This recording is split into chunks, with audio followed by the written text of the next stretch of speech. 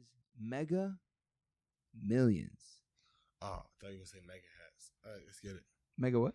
Mega hats. MAGA hats? Yeah, Mhm. MAGA. Make America great again. Did you buy a ticket?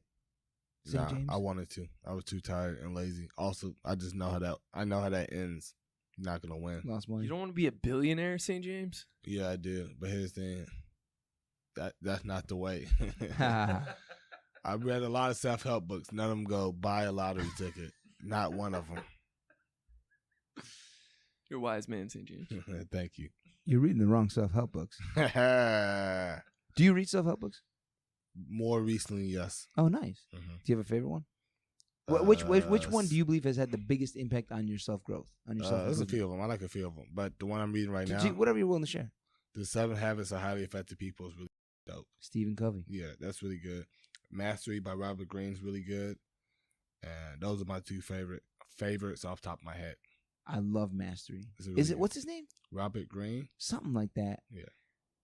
I've read that one twice now. Mm-hmm. Man, that is so good. It's a good one, isn't it? The big one for me with that is finding a mentor. Yeah, and it's hard for me because I do comedy, and it's just stand up is a weird thing because it's hard to find Mentors. Yeah, just that's not the thing you do in stand up.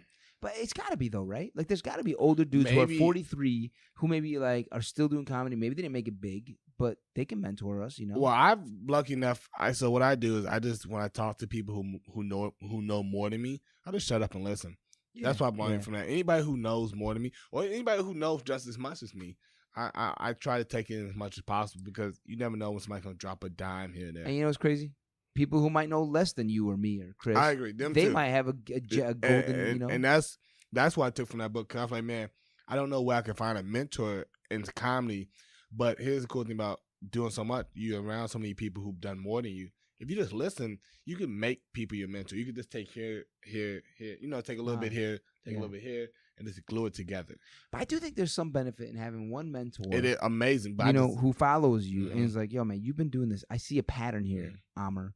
You keep trying to do this on stage and it just ain't working. You know what I'm Mhm. saying? Like, but it's hard to find that. Mhm. You know what I mean? It's just hard to find. You know, do you have a mentor, Chris? I have 2 mentors. Oh, 3 actually. Any in What? comedy? No, I can't say that I have any in comedy. I have like writing mentors.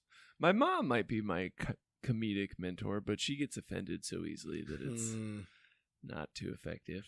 Yeah, my mom is kind of like, I mean, she doesn't know comedy, but she kind of like says the right thing that speaks to my heart mhm. that allows me to like keep going, you know, Mhm. and trying something different. What about you? So who's the closest thing to a mentor? Well, I'm a huge close thing to a mentor. So this is what I have. I have a lot of friends who are life mentors, and so what I'm trying to do is make my life better and stuff like that. So I have a few fans. I have a friend who just became a lawyer, and he's like 28, older than me, doing well. So I take a lot of advice from him in life and shit. And then like I love Kevin Hart, so I bought his book and I read his book and Yeah. I listened to all his podcasts. Nice. And cool thing about social media is, like I'm saying, even though I don't know him, I kind of can make him my mentor in the sense where especially like him, because he's always on social media, Right. where I could just listen to everything and look at his way he handles himself and the way he talks and how he thinks about stuff. I go, okay, I can take that as if he was talking to me one-on-one. And then reading, that's all you can do is just read. Yep. And then this, I mean, I don't have any mentors in comedy, but I have a lot of older guys around me who are doing better than me in life right now, which is fine because they are. So I don't mind learning from them in life and then just trying to apply what I learned in life to comedy. Right. You know what I'm saying? Right. Yeah. Yeah. That resonates for me too, man. Because I feel like one of my friends, you know, Azar, right? I love Azar. Yeah. Beautiful brother. I mean, He's a great mentor if you could get him. Yeah, I mean, he was for a while for me in comedy, and he's just now just traveling all the time, and so we only connect like once a week at most, if not more, like once a month. So I mean, he's helped me quite a bit. I wouldn't be in comedy if it wasn't for Azar, because back in 2010, 11, 12, I was just single. I was traveling everywhere with him, and that's how I was getting the mentorship, is just being on the road with him. You know, but then that changed when I got married and have 2 kids now. So it's like, yo, whenever I can get it. So. But yeah, he's a great mentor. He's had a lot of good mentors himself. Dave Chappelle. One of them, right, right. Yeah. So Azhar is a beast to be someone to be reckoned with. But yeah, so he's also almost like, because he tours a lot and he's just kind of big up there. I'm like down here. I'm small fish. He's big fish. So it's like it's a little tricky to make that him the mentor. You need someone in between. You know, for me, I think I need someone. Maybe I think it's probably just intimidating, which is fine because he's just yeah. But at the same time, who would you rather learn from, the best or not the best? Absolutely. So right. No joke. So yeah, so those are good self-improvement books. I like that, man. And Mega Millions, man, like $1.6 billion. There was one winner supposedly in, I think, South Carolina. Yeah, exactly. Right? So I thought you don't read the news. Oh, that was social media, Facebook. That's the news, man. That's today's news. Oh, well, in that case, I'm completely fake news. Oh, yeah. That's the one thing Trump was right about. This social media bullshit is all fake. And you can't tell the real news from the fake news. Trump is saying that CNN is fake news. You know, he's referring to those guys. And New York Times is fake news. Oh, that's devil. Then never mind. Yeah. I mean, you probably saw that on Facebook, though. I did. Trump saying. This is how I feel about news. If it's that important, somebody on my feed would tell me. That's it. If I need to know, I'll find out eventually. I'm on Facebook and Twitter enough where I'll find out in like 30 minutes after. Like, here's the thing. If 9/11 happened, I wouldn't know until about like 30 minutes later, but I still know. Right. I know eventually. You know by 9/12. Yeah. And it's not too important to know something like that, as long as you're not like in one of those buildings. Exactly. Seriously. That's when you want to be all over your social media. It's like, wait, is it my building? That's when fire alarms are the best source of news. Yeah, exactly. That is hilarious. Hopefully those aren't fake news. Yeah. Sometimes they are false alarms. Oh, yeah. Fire drill. Oh, fake news. Look at us. I mean, for real, like at some point, like I remember when I was at my job, like there was like a fake fire alarm all the time. Drill. I was like, at your job? Yeah, I was like, I don't know if this is real or not. I'm just gonna stay here and keep working. That's awful. Why'd you have to do fire drills at your job? What'd you work at? Chicago Public Schools? No, like Chase Tower. I think he's big. You work in a big building? No, I don't. Probably like 10 stories. Oh, 15 okay. stories. I think you guys will have fire alarms every month or two. Well, I've only been there for 3 weeks, so we'll know later. Yeah. They might even make you the fire marshal for some reason. Well, then everybody's going to die because I'm not doing my job. Where am I supposed to go? I don't know, miss. Find out. I'm high. I can sell you some weed. That's about it. That's all I can do.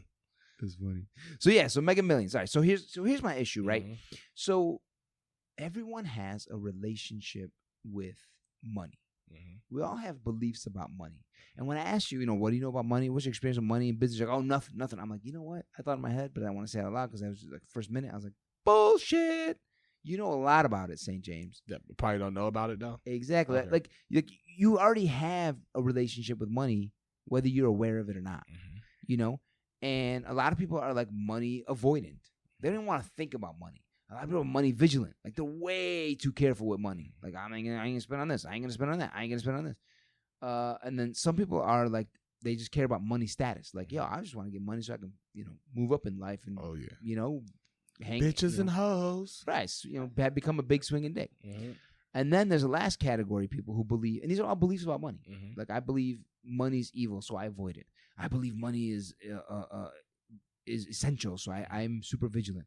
I believe money is just a status thing, so I just care about making it to be a bigger person. Mm-hmm. And the last person is money worship. Mm-hmm. I believe money will solve all my problems. Mm-hmm. And I think we all believe that no matter what age you are, no matter where you are, no matter if you say you have no experience with money, that's experience with money right there. And I argue that we all have that belief deep in our programming that money is God. Mm-hmm. Money is worshipable. Mm-hmm. Money by far. is everything. If I just had money, I could do what I really want to do. Bullshit. Yeah, it ain't true. I blunt it. Yeah, it's not. You don't believe it's true. Good. I'm glad you say that. Mm-hmm. But what do you here's the thing. When you see a Mega Millions that's $1.6 billion run by the government, all right, advertised everywhere, they keep making the pot bigger and bigger and bigger. I believe that is mind control. by the government. Mm-hmm. Pure and simple. They just want to keep programming in our brain. Chase after money. Money is everything. Justice doesn't matter. Trump doesn't matter. Unfairness doesn't matter. Oppression towards me doesn't matter. Just keep working. Be a drone. Don't be a thinking human being. Mm-hmm. Just worship money. And it's like, that ain't gonna make anyone happy. Mm-hmm. We all have like aspirations and wanna go places. And so my invitation is, when you see things like the lottery, to just be aware of what impact that might have on you, what belief it's programming in you. There's a whole frenzy this country is in for the $1.6 billion. You know, a whole frenzy. Imagine if I won it. Ding, ding, ding, ding, just kind of go bananas. You know what I'm saying? So that's the invitation, is for everyone to just kind of like check their emotional relationship with money in a way that helps them become better with money. By believing money is everything, that does not create a healthy relationship with money, because I'm sorry, it ain't everything. Yeah, I agree. I don't. You're easily convincible. Nah, I mean it was a fact. I mean, nothing. The problem with money. Here's the thing. This is why I blame my young life for having a lot of money ups and downs. This is why what? This is why I blamed in my young life for having. What you learned? Yeah, having a lot of money come here and there. You find a way to spend it. It's about habits and building the proper money habits and learning how to use, getting your life together. You know what I'm saying?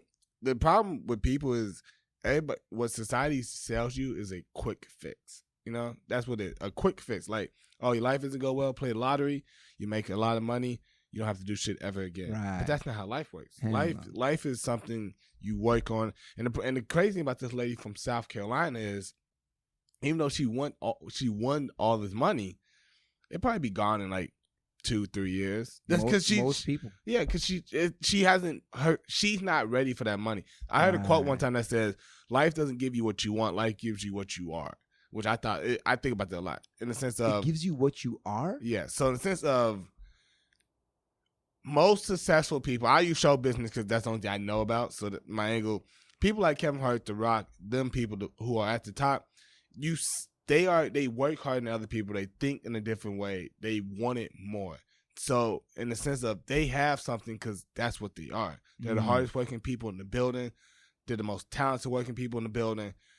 They're thinking the way nobody else thinks. Right. So they're getting, of course, things people don't get because they have them qualities. Right. Now, there's a lot of people who aren't up there, but they, you know what I'm saying? You get what you work. You get what you put in. Just that simple. Yeah. So the problem with society is, life gives you what you are. I got you. Yeah, you get what you put in. It's a better way of putting it, but that's the I quote like that. Yeah. Life doesn't get you what you want. Yeah. Life doesn't give you what you want. Life gives you what you are. Yeah. That so makes sense. If you're a guy who works out, takes his vitamin, works hard at his job, you're probably gonna get a pretty lady or a pretty guy. I don't know what you are, but Right, exactly. But that's what you are. You're a good. 2018. Exactly. You're good. You're a good looking. You're a good looking guy that got money. You get the benefits of that, and you get that because you work for it, and vice versa. Comedy's going well for me right now, but that's because for 5 years, I've been doing 3-4 mics a night for about 4 years now. So now it's a point in time where now when I get shows and stuff, and even though I'm young, I get stuff, but I get, quote, what I deserve. Not the best way of putting it. I don't deserve anything, but for the sake of what I'm saying, I get what might be, you might be at that level. Yeah. That life's giving you that now. Exactly. It's almost like, all right, this must be where I'm at right now. So the problem with and you might have wanted it 4 years ago, but it wasn't time. It wasn't time. That's the same with money. People like this lottery stuff Right. because I like that.